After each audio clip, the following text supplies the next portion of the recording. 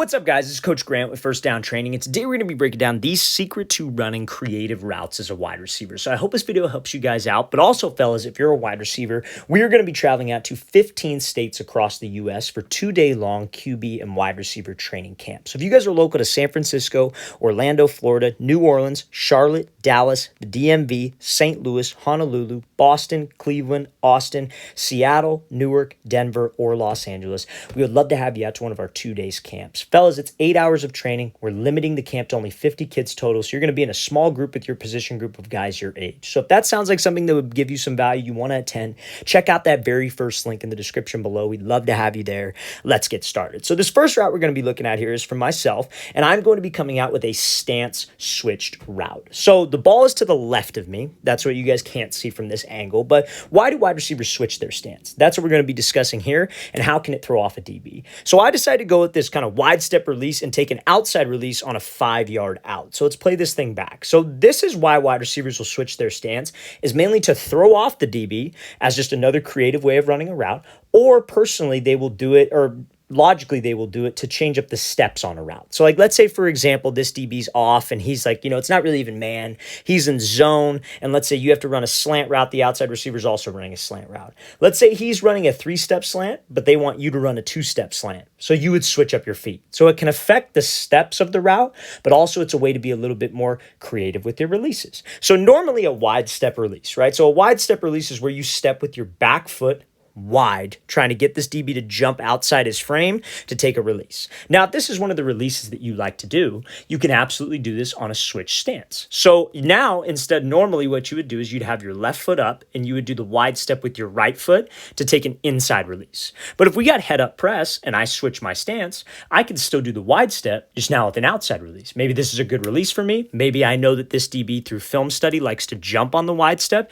So that's what I do. I take this wide step, I'm stepping outside of the frame, hips and shoulders are trying to sell this thing, but it's more importantly just to get this DB to move off his platform so I could take the outside release. The goal is to take the outside release when normally with the wide step, your goal would be to take the inside release. So it's just a creative way to kind of throw off this DB and run a more creative route. So now when I burst up to the outside, I could actually push up fade, I could get some leverage and break this thing off and win on a 5-yard out, a 10-yard out, hell, even you could do it on a fade. So switching your stance as a wide receiver is a great alternative or a great way to run a more creative route that can get you more separation. Let's play this thing again, full speed one more time, wide stepping to that 5-yard out with an outside release. Okay, so now this next example here is from a wide receiver who sent in his film to us, and he goes to Cal Poly San Luis Obispo in California. So he's going to be running kind of like a slant or a drag route, building off of a dive release. Okay, so if you're not familiar with those terms, we're going to make you familiar with those terms. But obviously a way to be a creative route runner is honestly to pair your routes together. How can I make my routes, how can I make my releases look the exact same? So that makes a DB uncomfortable, but makes myself unpredictable.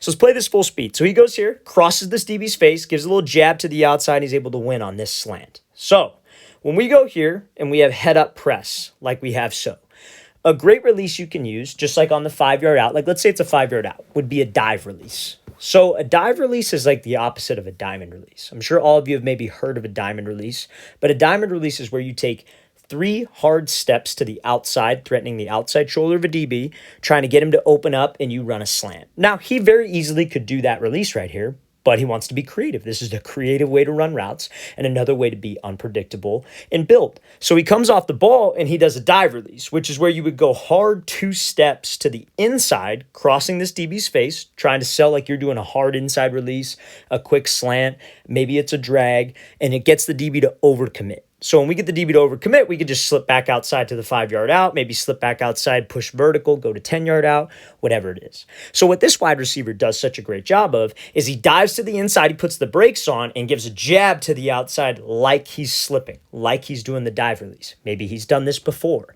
Maybe this is a big release that he has in his tool belt, and a smart DB might be prepared for that when he's studying film on a wide receiver. You got to understand, fellas, DBs are smart. DB is one of the hardest positions to play in the entire world of sports, not just alone football, because they are guessing and playing backwards. But if we don't give him that opportunity to understand what I'm doing, we don't give him a tell, I can get a whole lot of separation. So that's a great job by this wide receiver pairing those two releases together to get separation on this route. Now, on a slant, maybe I don't like this a whole ton, but I do like it on a drag. A good guy to watch for this would be Doug Baldwin.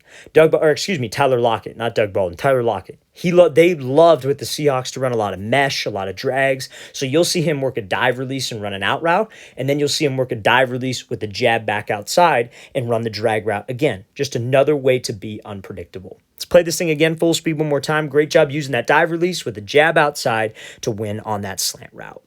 Okay, so now, another way to be a creative route runner is to use releases that involve reaction. So what do I mean by that? So I'm going to play this clip full speed. This is going to be a 10-yard out from, I believe it's a 10-yard out. It's a 10-yard out with a inside release. So let's play this full speed. So we go inside release here, break down, and run this 10-yard out towards that sideline. Yeah, so this is an out route because the sideline's over here.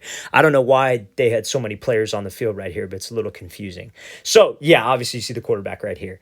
So when it comes to, reacting off of a DB, understanding what he's trying to do, you have to choose releases to do that. So when this wide receiver comes off the ball, it's the same wide receiver in the last clip, he starts to close the space with the DB. Now, anytime that you have a DB who's giving you some space, they call this catch technique. He's giving you some space, gives catch technique 2 yards off. You have to close that space. That's number one. We have to close the distance with the DB. We got to try to get into his toes and make him uncomfortable. So when he comes off the ball, he starts to close space. But when we close space, we force that DB to kind of have to make a decision. He could do one of three things. So the DB could maybe sit to the inside. DB could just sit right here, head up, or he could shade to the outside. Maybe he's trying to disguise his leverage, whatever he's doing. Now, as a good wide receiver, I have to be able to react off of that and take care of whatever he gives me. I need to take what a DB gives me.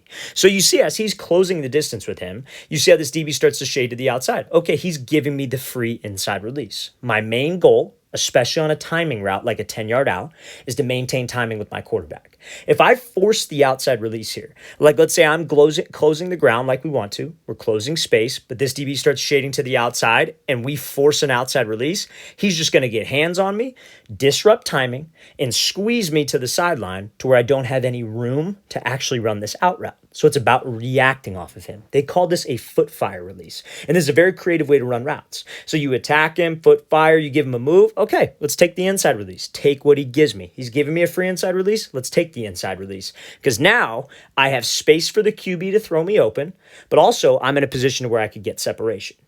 So this comes down like you got to react off of the line when you're trying to be a creative route runner, but also you have to be able to react at the top of the route. So anytime we're against man, what should my primary goal be? It should be to restack, right? So I close the distance with the DB, I give him a move. My goal should be to get over the top of him so he is trailing my back hip. And that way I have a two-way go. I can give him an inside move and break, or I give him an inside move, break out. I give him an outside move, break in. I can do pretty much whatever I want. But if we don't get to that point, you have to have a plan. We got to be able to react. Being a creative route runner, just being a receiver in general, 90% of the time, you're probably reacting on most of what you do.